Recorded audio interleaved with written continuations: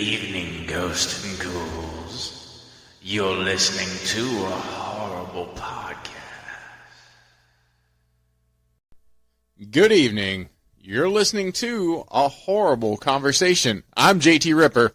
And I'm Todd of Thunder. And we have a special, I don't know, kind of edition. It's not really too much to talk about in the horror news. No, not that much.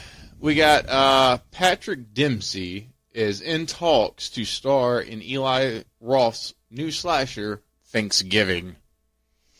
Okay. Well, I do know that Megan is coming to, I believe, Peacock, and it's going to be the unrated version. I keep seeing advertisements. I'm pretty sure it's Peacock, but the unrated version is coming. That's going to be fun. I want to see the unrated version. I think it's going to be pretty dope. Yeah. I I feel, I liked it in theaters, so I wouldn't mind watching it again. So, yeah. Yeah, maybe we'll re-rate it after we watch the unrated version. Love and Death, HBO original, has a trailer out now. Nice. Looks pretty dope.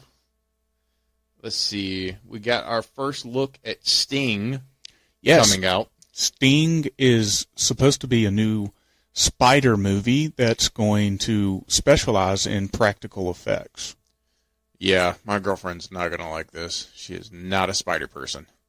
It's definitely supposed to conjure up your arachnophobia. Yeah. Do you know if it's going to be like mutated spiders or just like...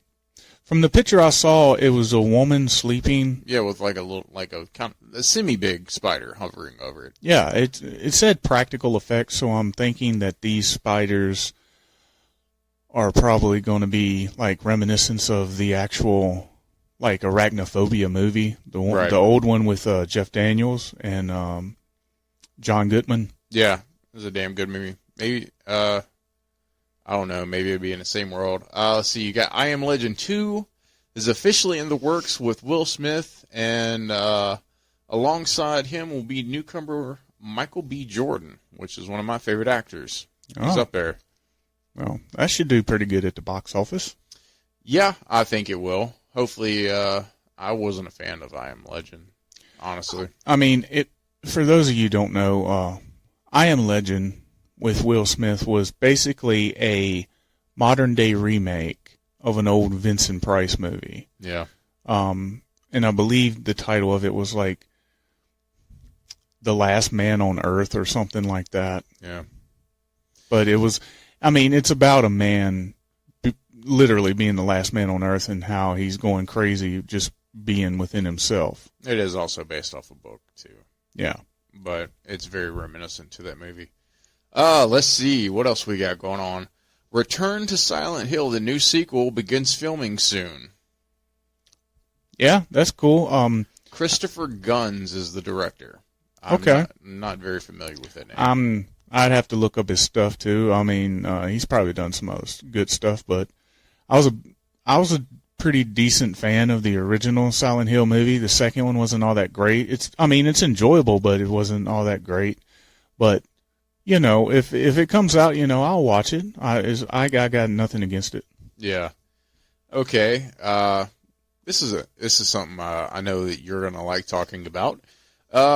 Spoilers have leaked for the upcoming Scream 6 movie, so try to stay away from the Scream related hashtags and news pages if you don't want to see any of the spoilers for the movie.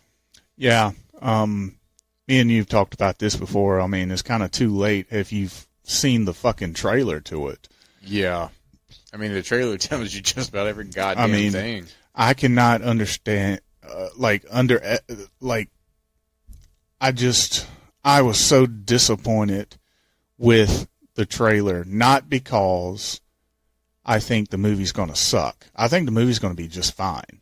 I was disappointed in the trailer because I don't like horror movie trailers that revealed so much into the trailer to the point where when you go to watch the movie, you know it's coming and all that. Like, there's a way you can put it together. Like, a trailer that they came out with should have been like a TV spot after the movie had already come out, or, it's coming to Blu-ray DVD. That should have been that trailer. Yeah, that's like your later promotion trailer that they released. The first teaser that came out, perfect. I thought was perfect. It was that, that train scene, and then it cut off, and that was great.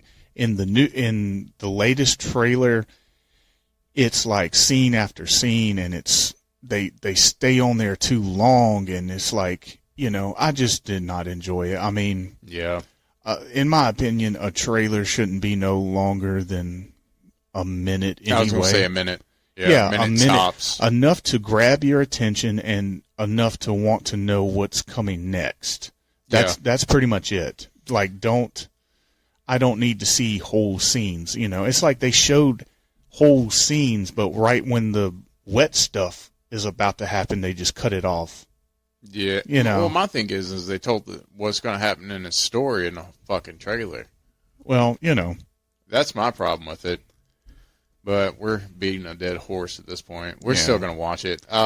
Children of the Corn released their trailer. Yeah, Children of the Corn is doing another reboot. This will be the second reboot or remake or whatnot. Yeah. The remake was not all that great. If I'm not mistaken, it was like a Sci-Fi Channel movie. It was. It wasn't that great. No. It did not hold a candle to the original Stephen King adaptation that came out in the 80s. And certainly it did not fucking have Linda Hamilton in it to carry it on. So, I'm optimistic, if it's, I'm pretty sure it's going to be a theatrical release. Yes, it's going to be a theatrical release. It's not going to actually be straight to streaming services, from what I know. Yeah, and let me state this: just because something is straight to streaming services doesn't mean it's trash. Yeah, absolutely. Because there's movies that I've seen as straight to streaming services I thought should have been released worldwide in theaters, and there's movies that's been released in theaters that I thought were pretty dog shit. Yeah, Sick and Fear should have swapped places. Yeah, definitely agree with you with that. I thought Sick, which was straight to streaming services, was for the most part was a great movie. You can go back and listen to our review of that, and also you can go back and listen to our review of Fear. We went to the theaters and saw that. Even though it was a limited release, it still wasn't worth it. No, not at all. No, I definitely agree with you. It should have been switched. I wouldn't have mind paying to see Sick. Yeah, I wouldn't have mind that neither. You got Swarm that has a new trailer. I watched the trailer, and I really can't tell you what it's about. I don't know. It seems like a slasher. That's good. That's good. If you can't tell what it's about, that's kind of cool. I mean, if it intrigues you though, and you're kind of like, oh, I want to watch this to see what it's about, then I guess it's done its job to convince you to, have interest in it. Yeah, it comes out March 17th. Nice. Alrighty. Now, I guess getting to the end of my part, my thing for you is, which one of these upcoming horror projects are you looking forward to the most? Okay, shoot. Alrighty. Number 1, the Exorcist reboot trilogy. Okay. You have Five Nights at Freddy's trilogy. Okay. Scream 6. Mm-hmm. I Know What You Did Last Summer with Legacy Cast sequel. Okay. Saw X with Tobin Bell's Return. Mm-hmm. Welcome to Derry prequel series. Mm-hmm. Final Destination 6. Yep. Evil Dead Rise. Salem's Lot. Okay. Or Insidious, The Dark Realm. What is on the Tide of Thunder's Well, top. I'm going to be seeing all of that shit, honestly. Need a colon for this one. But honestly, I'm looking probably more forward to the Welcome to Derry series, honestly. Really? I think it has hella potential to be a great series. It has a hell of potential to tell some great stories, It's not, if you remember correctly, it's not just the Losers Club that's being affected by Pennywise. It's all the kids in Derry. So, Right. We get like a little glimpse in the movies every once in a while, like the beginning of the original, like the little girl on the tricycle, and Pennywise is shown where the sheets are blowing and stuff like that. Yeah. So I think it'd be cool, especially when you do a series like that, you can, really dive into like the sick world of Pennywise and see like just all the kids that he's been, it's kind of like, if you did like a Nightmare on Elm Street type of deal, you could see all the kids that Freddy got. I think this could be the same thing with Pennywise. You could still have that main core cast, but you have so much range in a series that you can, Last of Us has done a good job of sometimes you don't, in an episode, you might not even see the main characters for maybe like 5 minutes in the last part or the beginning part, and it's a whole different other cast of characters throughout that particular episode. Yeah. I think it has the potential of doing that. You can show your main characters, but while they're over here distracted doing something, Pennywise is over here doing something fucking horrifying. So, Right.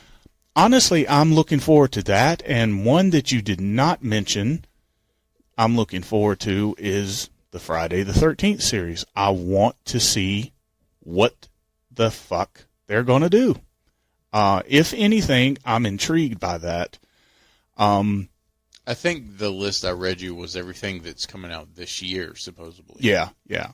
But, I'm a huge Friday the 13th fan, and in my opinion, I want to know, or I should say I want to see Pamela Voorhees, like, get her due. Like, Friday the 13th has become so popular for Jason over the years that people forget that, it all started with his mom. And I think, much like how the Bates Motel went, where you have Norman, but you have his mom, by the time the movie comes out, the mom is already dead or whatever. So the Bates Motel was kind of like a prequel to all this, and it showed just how fucking sick and sadistic she was that carried on to him. Yeah. I think that this kind of has the same potential. Yeah. Oh, yeah. That definitely absolutely has the same potential. More of a slasher vibe to it, and anything slasher vibe to it, I'm always down for. But that's just for series. If you're asking me what movie specifically I'm looking forward to, I got to be honest with you, I'm probably looking forward to Evil Dead Rise as far as movie goes.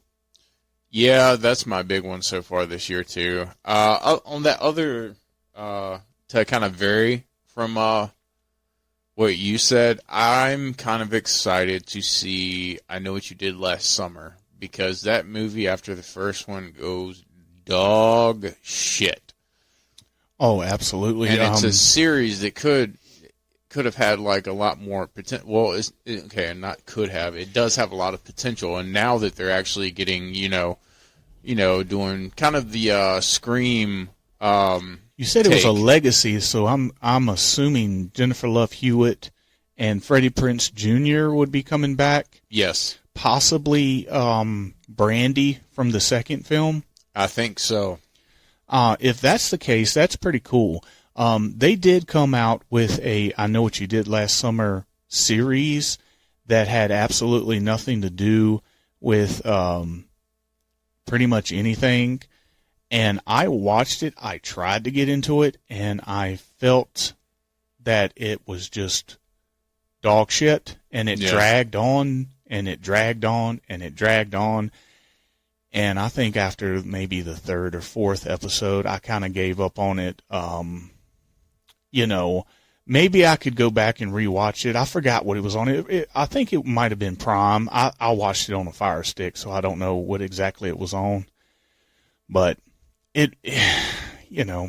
maybe I was just expecting something different, and I couldn't appreciate it at the time. Because, a lot of times I'll go back and watch a series, or I'll go back and watch a movie that I didn't find all that great the first time. Yeah. And it got better. For example, I went back and rewatched The Nun, and I had a real good time with it the second time I watched it. I still think that it could have went a little further than what it did. I think it could have been the first rated R film in the Conjuring universe, and I think that would have been okay. But they played it safe, and they wanted to fit in. It's kind of like that on the verge of rated R, but just coming in at that PG-13. Just enough shit. I don't know what Nun 2 is rated, but they might. You never know. They might actually try to push it, but. Yeah, they're probably not going to break the PG because they want everybody to watch it. Yeah, but the potential of that character of the nun, I think, is awesome because it is a pretty scary looking fucking character. Yeah. Oh yeah, absolutely. So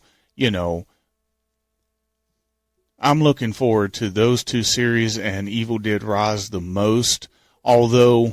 You don't know about these projects until you watch them. It might be a movie just pop up out of the fucking blue that's not even on the radar that we watch, and we're like, holy shit, we got to tell people about this. So Barbarian. Yeah, Barbarian was one of them. That was an example of a trailer that came out that I had absolutely zero fucking knowledge of what's going to happen, or I watched it because, Bill Skarsgård, or however you say his last name. Skarsgård. Yeah. I watched it because of him. Yeah. Initially, and Justin Long. So I'm like, oh, those are two pretty decent, big actors. Wonder what this is. And then it turns into like this big mind fuck, like, oh, wow, okay. That's what we're doing. Didn't see that coming. Yeah. But, I'm a little excited for Five Nights at Freddy's. It has the potential, if they take, what was that Nicolas Cage movie? Willy's Wonderland. If they take that and then use that like concept, not quite like where like the lead person doesn't say anything, but if you make it as gruesome and like, horrifying and stuff like that, but you also have the comedy elements to it, you're going to have the next great horror comedy. This can't be serious. Yeah, it could definitely can't be serious and work. I don't think it, like, if you make it serious, it's going to be a joke.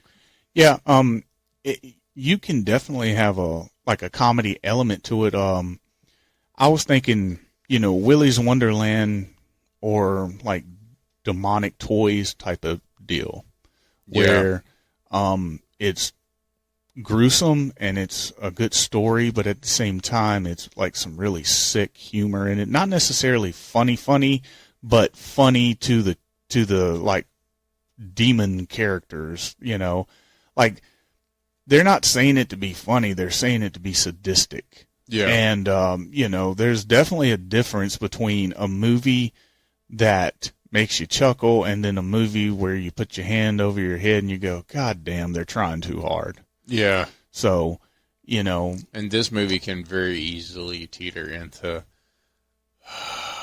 Yeah, it could. Why? There's some underground hits. We talked about one of them, which is Willy's Wonderland. The other one was the Banana Splits movie.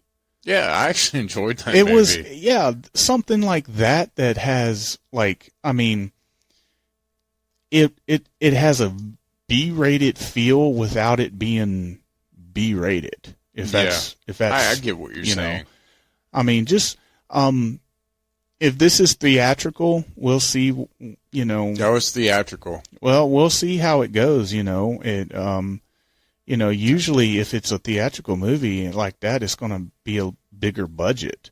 Yeah. So we'll see what they have in store for us. Yep. But, yeah, tell the people what you did this weekend. This weekend, I killed somebody. Got to cut that out. I'm kidding. I didn't kill nobody. I killed my fucking wallet. I'm your fucking podcast partner, not your priest. This weekend, because my partner in crime got a tooth yanked out of his head by Isaac Yankum. Yeah, And, I had a tooth pulled out Friday, and it was a convention this weekend. Mad Monster 2023. Yep, in Concord, North Carolina. In Concord, North Carolina. And I didn't feel up to going, honestly. I needed a few days to recuperate. I wasn't sore. I wasn't hurting. But I knew that I just didn't feel like it. But I went. Yeah, James went, and I let my son go with him. Who the fuck and is James? Who?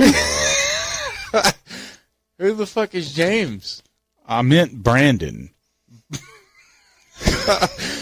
Me, my buddy Brandon, and my godson Zach, and my girlfriend Leanna all got into a stinky-filled car and rode up to Concord, North Carolina. They had some pretty good guests this year. You had the one, the only Robert Englund, Mr. Kruger. Yep, Mr. Freddie.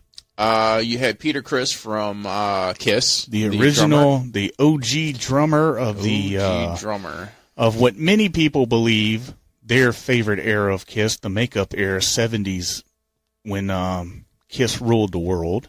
Didn't he write one of their biggest hits or their own hits? Well, the two number one hits that That's Kiss it. has had were both sung by Peter Criss, Hard Luck Woman and Beth. Ain't that some shit? And got a chance to meet him.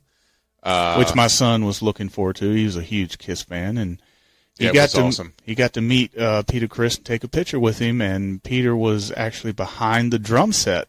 Yeah, which was pretty dope, which was fun. Got to meet Mr. Keith David. Yeah, Mr. Keith David from legendary films such as They Live and The Thing. Also done some huge voice acting. He was the evil villain in Princess and the Frog. He was Goliath from Gargoyles. You may know him as the president from Rick and Morty. Yeah. He's done a lot of the Marine commercials. The few, the proud, the Marines. That and he's the Arbiter in Halo. Yeah, yeah. I totally forgot about that. He was also the captain or the one in charge in Delta Force with Larry the Cable Guy. That's right. He was in Armageddon too. Also, just like iconic movies. Yeah, man. He's awesome. Had some people from American Horror Story. Can't think of the names. Yeah, I don't have them all here in front of me, but it was at least 4 or 5 of them there from American Horror Story. It was the guy that played Twisty the Clown. Yeah. The main guy from Hotel, the drag guy.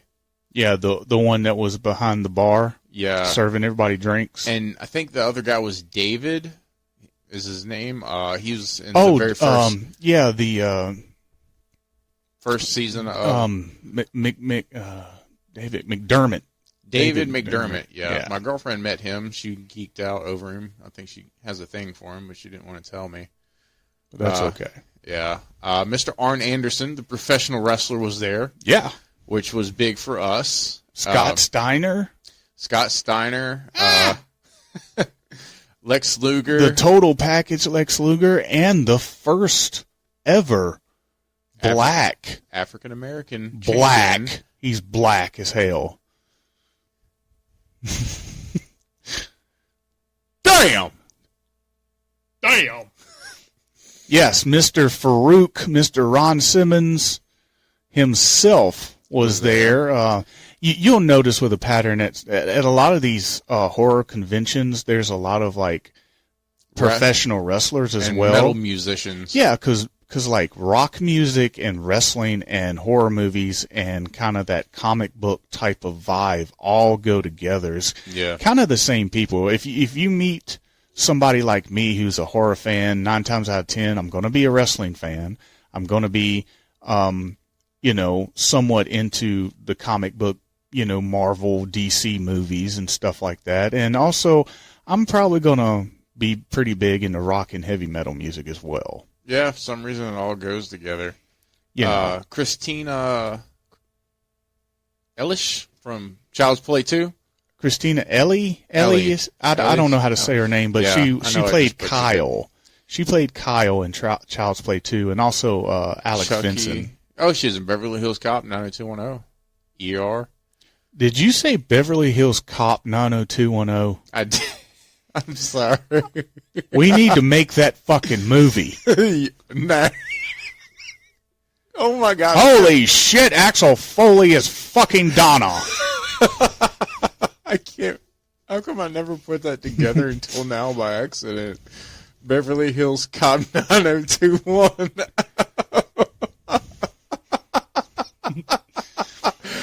Oh, God. And the guy that played Twisty was John Lynch. John Lynch, yeah, he's played in a bunch of stuff. Ross Marskand. I don't know. He's the guy that played in The Walking Dead. He was the gay guy. Got his hand cut off. He was in Infinity War. Yeah, he played the Red Skull in Avengers: Infinity War. Yeah. David McDormand. We talked about him. The guy that played Governor, David Morrissey. Oh yeah, the governor from The Walking Dead. The early seasons, the early seasons. The good. Dennis O'Hare. Dennis O'Hare, he's the one that's from American Horror Story. He's played several roles throughout each season. Yeah. I think in my opinion, the most standout is the bald-headed drag queen. Yeah. I mean, how can that character not stand out? He's a bald-headed drag queen. Yeah. You had Deep Roy, which was Yoda in Star Wars. He was in Charlie and the Chocolate Factory. Yeah, he's the Return of the Jedi. He's what the Oompa Loompa is based off of. They basically took him and multiplied him. Yes. You had David Swan from Final Destination, Casper, Chucky. He was also Stan in the Eminem video. Devon Shaw, excuse me. Suck me. He also played in The Little Giants. Yeah. Alec Vincent. Alex Vinson. He is a little fuck, what's his character's name? What's his character's name from Child's Play? I'm drawing a blank. Andy. Yeah, he's little Andy. Yeah. From the first 2 Child's Play movies and the series. Yeah. You had Shane Wheeler from People Under the Stairs. Yeah, that's who. Isn't that who Brandon met? That's who Brandon met. Yeah, Brandon. We actually ran into him. After Brandon met him, he got a vinyl record. Well, I bought him a vinyl record as his birthday present. It was the soundtrack to that movie because it's one of Brandon's favorite horror movies. He was like, "Look what my buddy just bought me," and he actually took him in. And he was like, "Yeah, they just this company just started re-releasing soundtracks that wasn't able to buy like 2 years ago and everything." And he like introduced himself. He asked us all of our names, all of us: Brandon, Leanna, Zach, me. He was like, "Very nice to meet you. Hope y'all have a great night." I feel bad that I didn't get an autograph from him. He was so nice. Oh, that's cool. Alex Winter was there. Yeah. From Bill and Ted. And the Lost Boys. The Lost Boys. And Freaked. Yep. And last, but not least, the man, the myth, the legend, Lance Hickerson. Yep. Lance Hickerson from a bunch of fucking movies. Know him from Aliens. Terminator. You know him from Terminator. You know him from Pumpkinhead. You know him from Piranha 2, if you're a deep horror fan like me. Alien versus Predator. Man's Best Friend. I could go on and on and on, but he's definitely up there in the horror movie echelon of. I wouldn't say. You got Final Girls, and then you got. I don't know what category. Like, what do you call your Lance Hickersons, your Keith Davids, your. Lance Hickerson to me is kind of like your Tom Atkins, where that's what I'm saying. He could be your lead role and be your hero. He could be a villain if you want him to be. He could be just a secondary character that gets a demise in the film. It doesn't matter. Ed Hawley. Yeah, Ed Hawley. He was by far one of the top sweetest people I've met. He was so nice. He took his time in line to talk to everybody, made sure everybody felt welcome. He checked out my tattoos, and he was asking me questions and stuff like that, and I told him that Pumpkinhead was my favorite creature feature of all time, which it is. I love Pumpkinhead. Oh, yeah. Like, just the aesthetics and everything. I said, did it come off as creepy in person as it did on the screen? He was like, it was awesome and amazing seeing it in person. I was like, that's cool. And he was talking about one of the scenes that he found challenging was like when he's washing the little boy's hands, because he said, I had to make you believe that I love this kid and it was my son, because in a minute or two later he's dead. Yeah. And he said that was very challenging for him. And I never really thought about how he drove home. Had to drive that home so quick. Yeah. Because honestly, you could, somebody could have fucked it up and been like, well, I don't really care about that kid. But you really felt like that. That was his kid. Yeah. I mean, there's a lot of actors and actresses that, when they talk about having passion for projects, they're not just blowing smoke up people's asses. They, regardless of how it comes off on the screen, they get into these characters. A lot of people take that art form very seriously. Even if it's a silly movie, the character that they play is not silly to them, because they have to make you believe that they are that silly character, that they are that menacing character, they're that scared character. Whatever the emotions have to be, they have to get into it, And, acting is not like a simple thing. No. If you really think about it. I mean, of course there's people out there that have, big fucking egos or whatever, but, it's not easy, to just, somebody snaps and says, okay, action, go. And you immediately have to fucking start crying. I mean, yeah, you know what I mean? Or you've been screaming all fucking night and here's take 52 and you still have to scream without your voice going out or something like that. And plus you've got to sell what the emotion is. Yeah, the emotion is. Is it sad? Is it happy? Yeah, you're the ultimate salesperson in the world. Like, you're making me believe that this character is going through a traumatic event in his life. Yeah. And you can take this shitty B-rated movie and turn it into a non-shitty B-rated movie and something that everybody's talking about. There's a few movies, that I can say that the movie itself wasn't great, but I can point out great performances. Yeah. Matthew McConaughey. Texas Chainsaw Massacre: The Next Generation. Yeah. Horrible movie, but his performance is memorable. But, Little Nate was there as well. Not as a guest, just walking around as a fan. Yeah. Again. I did not get to run into him, unfortunately. Yeah. Brandon got to run into him, and he said that when he ran into him, he pulled out a fucking picture like an 8x10 that he had in his backpack, signed it for Brandon, and just gave it to him. Yeah, Like, he actually remembered us from last year. oh, yeah? Yeah, Brandon said, you were here with the guys last year. It was you and 2 or 3 other of your friends. Yeah. And I was like, holy shit, he actually remembered talking to us. And Brandon was like, yeah, my other buddy's here, and my other buddy is being a homosexual at home by himself, stroking his tooth hole. Well, thank you. We love you. But it was a good experience. Once again, it's nothing but love at these events and shows. It's some of the nicest people in the world. I know it's kind of crazy to think that this group of people that get together and celebrate murderers and evil things are some of the nicest people in the world. Shocker. Yeah, I mean, Go to church and it's the opposite. I was, I wasn't sad or anything. I had to miss this. I just, I've been to tons of these events, and, there's one that's coming in, May? And, Carolina Fear Fest. Carolina Fear Fest. I believe it's in Raleigh or Charlotte? One of the two. Raleigh. Either way, I'm definitely going to set my sights on that one. There's already 2 guests that I have no doubt that I want to meet.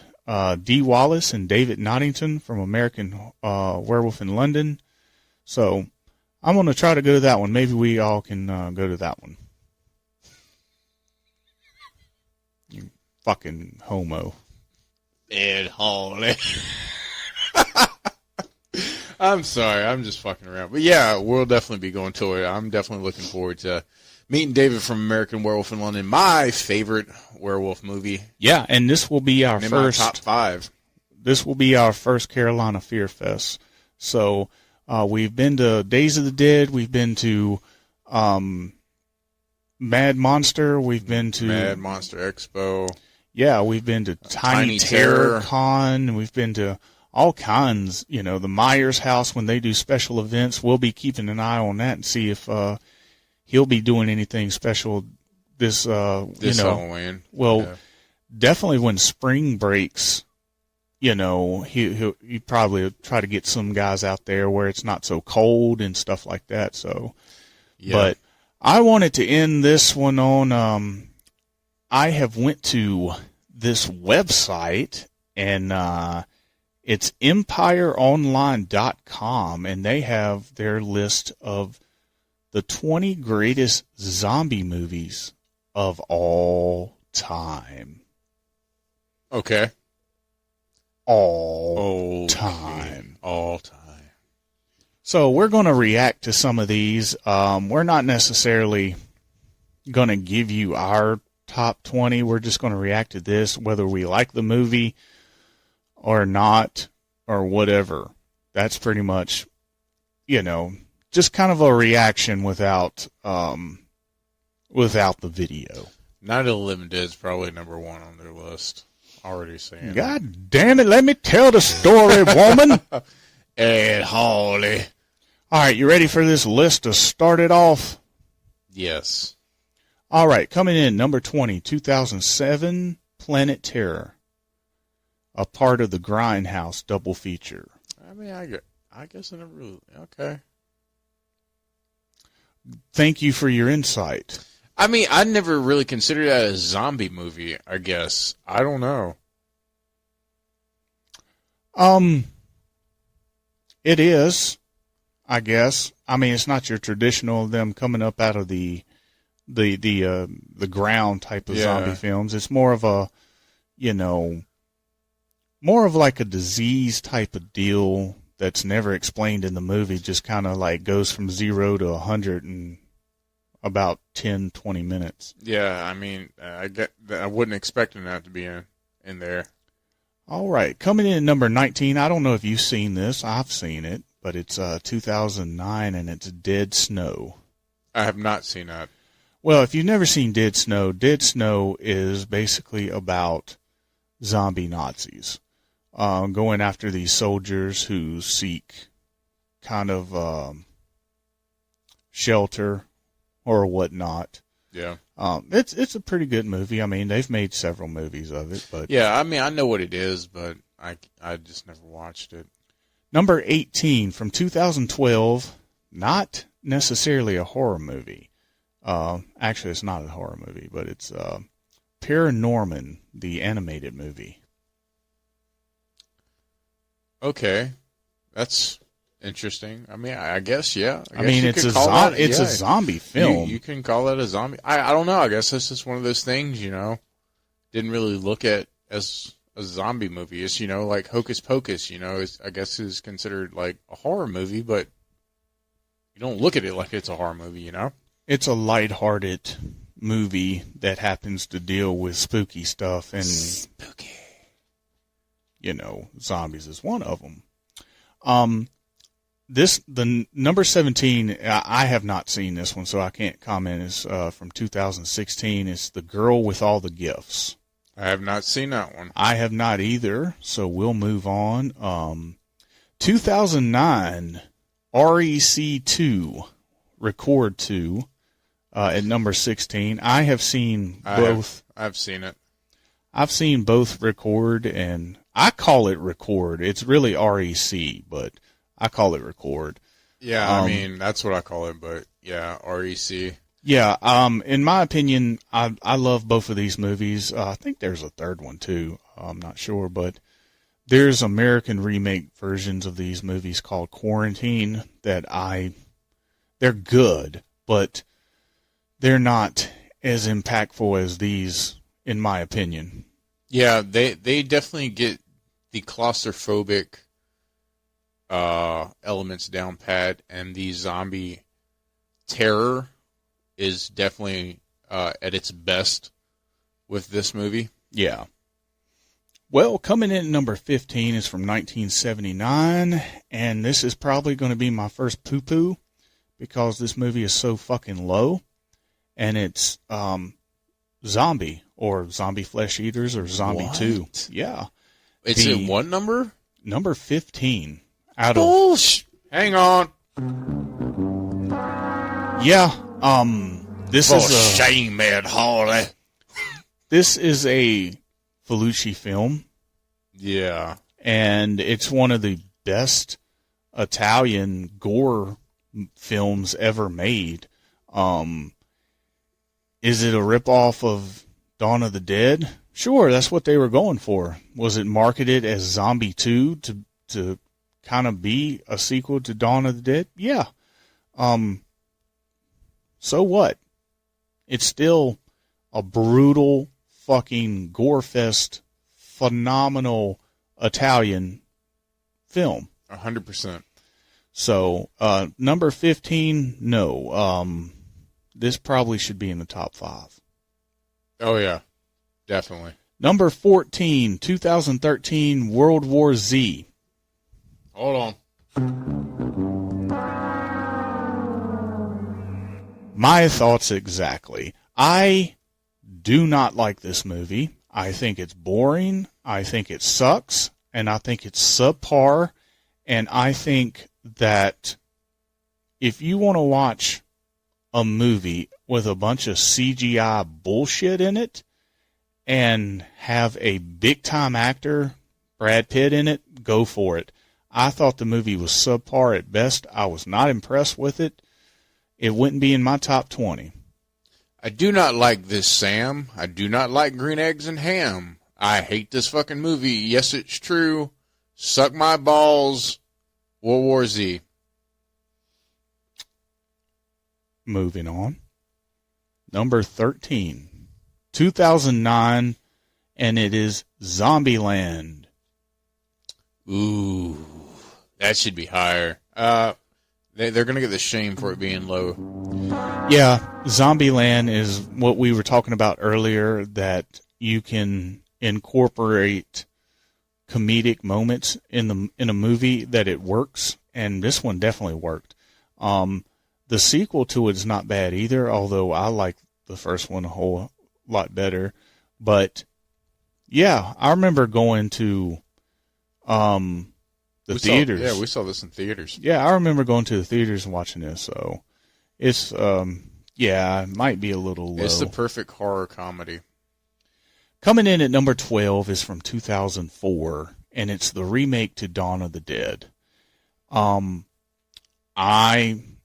think that it's a little high on the list. I think that it's probably one of the most enjoyable remakes. Yeah, I mean, I didn't hate it. Go on. I mean, I don't think it was a... You said it was the Dawn of the Dead remake? Yeah. For some reason, I was thinking of the Night of the Living Dead remake. Sorry. No, the Dawn of the Dead remake was actually on par. I thought it kind of kept true. I think you're right. It's a little low on the list. Yeah, I mean, a lot of remakes get poo-pooed on. I think this one... it definitely gets hate for no reason. Yeah, I think that they added characters that the original didn't have that made it a little bit... I mean, it definitely wasn't better than the original, but the characters that they added to the story, and, you know, the use of the score in this, you know, they used a lot of Johnny Cash songs and a lot of, like, the end of the world is coming type of songs, and I thought it fit fine. Yeah, I mean, they knew they wasn't gonna make anything like the first one, so they tried to take that and make it into their own, but still stay true to it, and that's what you got to do with a remake. Yeah, and there's no doubt about it that I truly believe that with a remake like this, it could have been a sequel to it if they really wanted to, but you know, they didn't, and maybe that was for the best. Anyway, number 11, I've never seen this one, 2019, One Cut of the Dead. This looks like a Asian zombie film from the looks. I'm not a fan of the Oriental movies, sorry. Yeah, so number 10, I am not liking the order of this shit. Number 10 from 1985, The Return of the Living Dead. Wow. Number 10? This is a top 5 zombie film. Hold on. Shame, Ed Hawley. Yeah, this is a top 5 in my opinion. And you want to talk about using comedy, the best of the ability. They use it better than even Zombieland did in this movie. This movie is pure fucking punk rock fun. It's a punk rock horror film is what it is. And, you know, it you know, to me it reinvented the zombie genre, because a lot of people don't realize this, but George A. Romero reinvented the zombie genre with them eating people's flesh. But Return of the Living Dead was the first movie that specifically said that they need to eat brains. And every fucking zombie movie afterwards seems to, like... go off of that concept. Yeah.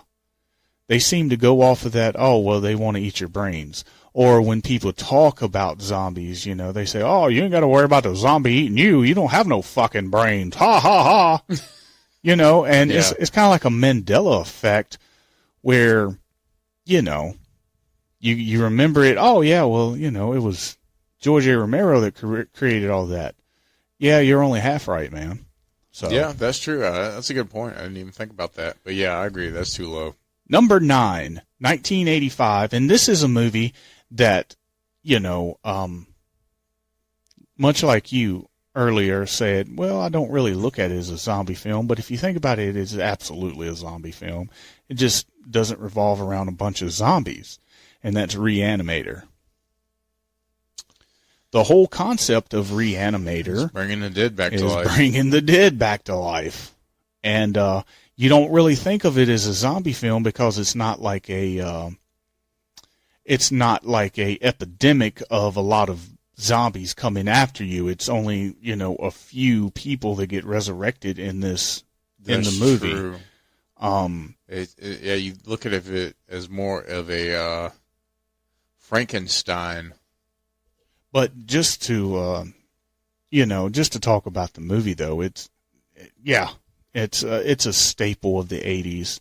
If you've never seen Reanimator, do yourself a favor, watch it. You'll have a good time with it.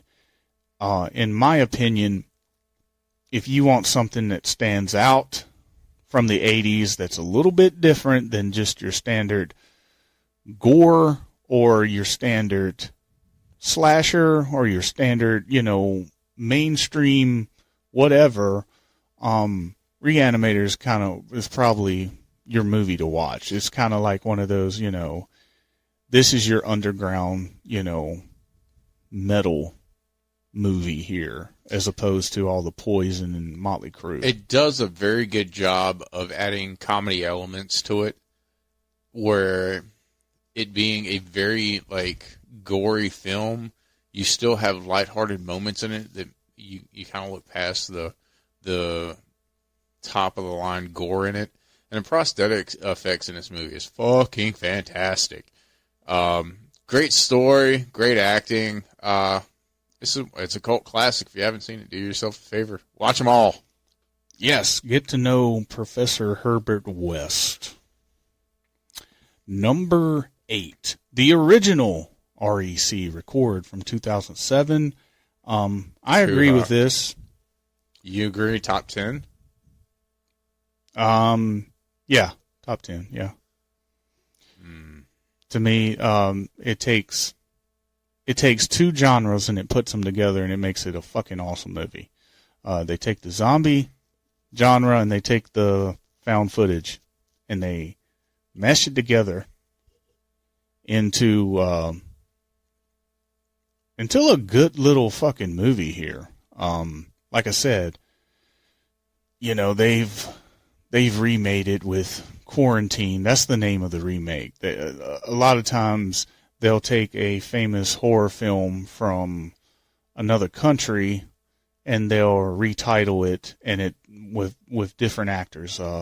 For example, Let Me In was like a Swedish film or some shit. I don't know. Don't quote me on that. But the American version is Let the Right One In. Yeah. Same thing with Record. Record or REC is like an Italian type of Spanish film, and the American version is Quarantine with American actors or whatever. But the first time I saw it, I fucking loved it. I thought it was spooky. I thought it was scary. I thought it did something that a lot of found footage that was coming out at the time was lacking, which was anything scary, actually. It was just kind of there. So, I don't know. I love the movie. I don't know. I'd have to think about it. It probably would make my top 10. Number 7. This is from 1992. Okay. And this is Brain Dead. Okay. Now, Brain Dead is one of those movies where it's one of Peter Jackson's earlier projects. And it's regarded as being one of the most goriest films, over the top gore. It's more reminiscent of an Evil Dead, over the top gore. Yeah. I love the movie Brain Dead. I can't really say a whole lot about it. Just go watch it. You will fucking shit your pants watching it. Either from all the over the top gore or laughing or, it might make you puke. It's definitely one of those movies that there's nothing like it. Yeah, it's definitely nothing like it. And, again, I don't know why I'm drawing a blank, but it was released under a different title here in the States.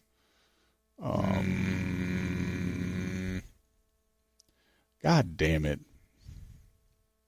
This is what happens when you don't write down shit and you just going off. We're sorry. We just kind of winged this episode. Yeah, anyway, y'all figure it out. Y'all are smart. We love you. Watch Brain Dead. Brain Dead. And if it comes up a different title, just look at the director. If it's directed by Peter Jackson, watch it. There you go. Number 6. This is surprising that this is at number 6, but it's the original 1968 Night of the Living Dead. Fuck, I was wrong. I thought that was going to be number 1. I disagree with this. I think that this movie is top 3 best zombie movies of all time. It started the whole fucking thing. Yeah. That we know today. Yeah, I'm kind of curious what they have in front of it. Well, you won't have to wait long. Number 5, 2016, Train to Busan. Oh, fuck. I can't comment on this because I've never watched it. I don't understand. I tried watching this movie. I didn't like it. Sorry, people. I can't comment, so I don't know, but I seriously doubt, even if I do like it, it would be in front of fucking Night of the Living Dead, for Christ's sake. Hang on. Suck it, Trebek. And coming in at number 4, and this is where I might get some shit for this, but I don't hate this movie, but people fucking jerk off to this fucking movie all the time, and they say it's the greatest thing ever, and I thought it was okay. It's 2004, and it's Shaun of the Dead. People fucking come in their pants over this movie, and I think it's just okay. It's a good comedy horror movie, but I mean, to say it's better than the original Night of the Living Dead, I will give it the shame for you. And don't get me wrong, I don't hate this movie. I think it's very funny. When I first saw it, I thought it was a great movie, but people just fucking put this movie on a pedestal for some reason and think that it's just the greatest fucking thing since sliced fucking bread. I've got a hot take for you. I think that Zombieland is 10 times better than Shaun of the Dead. Well, I would agree. As a full movie, I do too. So, I mean, me personally, but coming in at number 3, I might get hate for this as well. I think that this movie and this series is good, but I think it's over fucking hyped so much. Coming in at number 3 from 2002, 28 Days Later. I don't think it's better than the original Night of the Living Dead. No, I don't think it's Shaun of the Dead. I don't think it's better than Reanimator. If you're going to count Reanimator as a zombie film, this movie's not better than that. No, it's not. Although I will say that this movie was how can I put this? If they were going to make, instead of making a series of The Walking Dead and they just made a movie, it would have been this with American actors. I could see that. But, I mean, they also did a very good job at bringing the disease and the fast-running zombies in play. Yeah, I mean, I'm not shitting on the movie. I just think... Yeah, it's not top 5. It's kind of like, before we go any further, there's certain movies in the past couple of years that have been, in my opinion, overhyped. Like, to the point where I like them, but they, I've seen so much, they just don't, like, for example, for years, people are like, oh my God, one of the scariest movies of all time is The Descent. And I'm watching it and I'm like, it's cool. It's about a bunch of creatures in a cave. But that, or what's another good one that has been overhyped? Paranormal Activity? Yeah, I mean, yeah. Or, Drag Me to Hell. That's another good one. When Drag Me to Hell, it's the greatest thing that Rami ever did since Evil Dead. And I'm like, Yeah, it's what? not better than Evil Dead. Like, but anyway, that's getting off topic. Anyway. Ooh, The Purge. Purge is overhyped. Yeah. Coming in at number 2 from 1985 is Day of the Dead. Top 10, absolutely. Day of the Dead is exactly, it's, I love the location, it's underground, it's isolated. You get to know the characters a little bit better. And, it's funny because even though there's a zombie apocalypse going on up top, you still got a menacing presence down in the bottom because of all these asshole military dudes. Yeah. And they do what asshole military dudes do. They take charge, and I'm in charge, and you do what the fuck I say, even though the world's gone to shit. I'm still the man. And everybody else is like, well, I guess we have to do it because they have the guns and they're keeping us safe, but they're also a bunch of fucking wankers. Yeah. Bunch of willy heads. So, but it's definitely one of those great movies. It's character development at its best in isolation.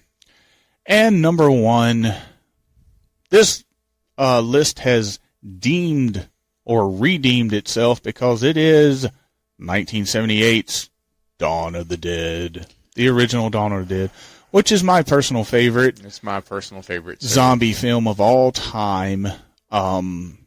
So it kind of redeemed itself. I don't mind all the movies that they put on this list. I think the order of it was a little ass at some points, but I do agree. I think Dawn is number 1, and I think that you could flip-flop on any given day. Dawn and day? No. I think you can flip-flop day and night as number 2. To me, Dawn is clearly number 1. Okay. So, you can either go original night or you can go day. I wouldn't be like... Yeah. I definitely wouldn't be... the only thing about this list that I found kind of head-scratching is there's some movies on here where we didn't necessarily consider them a zombie film, kind of like Reanimator. I would call Reanimator more of a mad scientist type of movie than a zombie film. And in my opinion, if you're going to call Reanimator a zombie film... I already know where you're going. You got to call Pet Sematary a zombie film.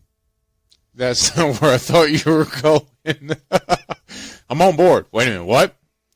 Yeah, if you call Reanimator a zombie film, you have to call Pet Sematary a zombie film. That's not where I was thinking, but that's good. To piggyback off of what you just said, if you call Reanimator and Pet Sematary a zombie movie, then you've got to call Frankenstein a zombie movie. Yeah. Yeah, definitely. I mean, there should be a set criteria to this. I love the movie Paranorman, but it's very out of place on this list, especially when all the other movies are horror films, and that is a lighthearted kids animated movie. I mean, I don't mind it being on a list, but it's not in top 20. Well, what I'm saying is, like, I get where you're. What I'm saying from. is I can come up with a horror film that could take that spot. Yeah, I know, and I'm saying that I don't mind it being on a zombie list, but it wouldn't be top 20, top 50. Yeah, I mean, I don't know. Kick off like a top 80, 100 list, like at number 100, Paranorman. Well, I don't know what the criteria was to put this list together, but, it is what it is. I mean, it wasn't a bad list. I mean... If I was guessing, anything that you bring from the dead back to life. I mean, that's the only same criteria that all the movies have in common is that something was dead and they brought it back to life.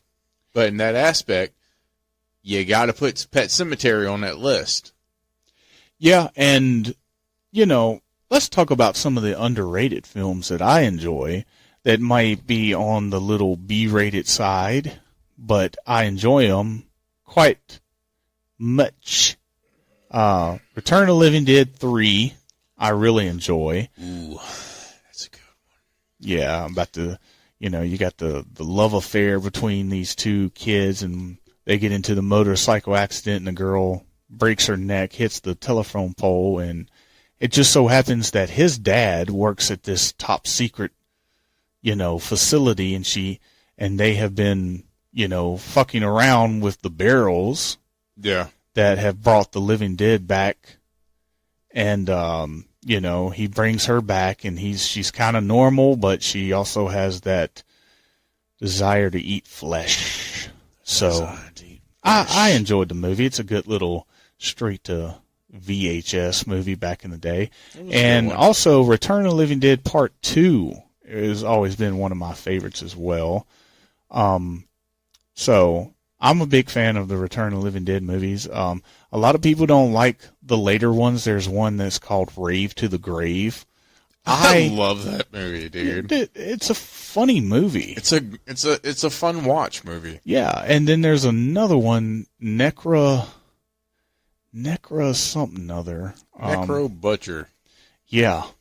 I can't remember, but it was one of those things where they were made at the exact same time, and kind of like Pumpkinhead 3 and 4 was made at the exact same time. Yeah. And they were like released on the Sci-Fi networks. I was lucky enough to like get a copy of it back in the day when they had like, you know, the double feature DVDs. Yeah.